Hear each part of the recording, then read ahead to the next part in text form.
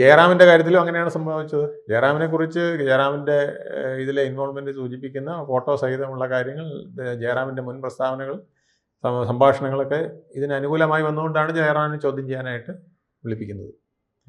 അതിലേക്ക് വിളിപ്പിച്ച് കഴിഞ്ഞിട്ടേ ഇനി സാക്ഷിയാണോ പ്രതിയാണോ എന്നൊക്കെ അറിയാൻ കഴിയുള്ളൂ.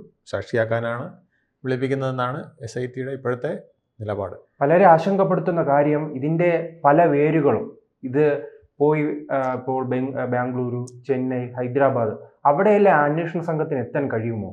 തീർച്ചയായിട്ടും എത്തിയാൻ കഴിഞ്ഞല്ലേ പറ്റുള്ളൂ. ഇതിങ്ങനെ ഒരു തുടർക്കഥ പോലെ നടന്നുകൊണ്ടിരിക്കും. SIT ഓരോ ആഴ്ചയിലും ഓരോ കണ്ടെത്തലുകൾ ഹൈക്കോടതിയെ അറിയിക്കും. അതിനനുസരിച്ച് ഹൈക്കോടതി ഇന്നയാളിൻ്റെ അടുത്ത് പോകും എന്ന് പറഞ്ഞ് കൂടിയാണ് ഈ കേസ് ഇങ്ങനെ മുന്നോട്ട് പോകുന്നത് എന്നുള്ളതാണ് നമ്മൾ കണ്ടുവരുന്നത്. അല്ലായിരുന്നെങ്കിൽ ഈ കേസിന് ഇത്ര പോലും പുരോഗതി ഉണ്ടാവില്ല.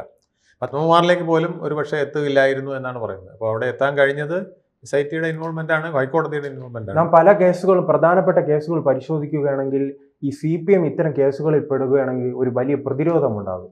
ആ പ്രതിരോധം എന്തുകൊണ്ട് ഈ കേസിൽ ഉണ്ടാകുന്നില്ല? തെരഞ്ഞെടുപ്പ് കാലമായതുകൊണ്ടാണ്. ആ തെരഞ്ഞെടുപ്പ് കാലമായത് ഒന്ന്. രണ്ടാമത്തേത്, ഇതിൽ പ്രതിരോധം ഉണ്ടാക്കിയാൽ വോട്ടിനെ അത് ഭയങ്കരമായിട്ട് ബാധിക്കും. ആരെയെങ്കിലും സംരക്ഷിക്കുന്നു എന്ന് തോന്നിയാൽ, ഒന്നാമതേ അയ്യപ്പനെ സംരക്ഷിച്ചില്ല എന്നുള്ള ഒരു ഭയം അല്ലെങ്കിൽ ഒരു വിശ്വാസം ജനങ്ങളുടെ ഇടയിലുണ്ട്. അതിനെ അരക്കിട്ടുറപ്പിക്കുന്നതായിരിക്കും അയ്യപ്പൻ്റെ സ്വർണം മോഷ്ടിച്ചവരെ സംരക്ഷിക്കാൻ ശ്രമിക്കുന്നു എന്ന ഒരു പേര് വന്നാൽ.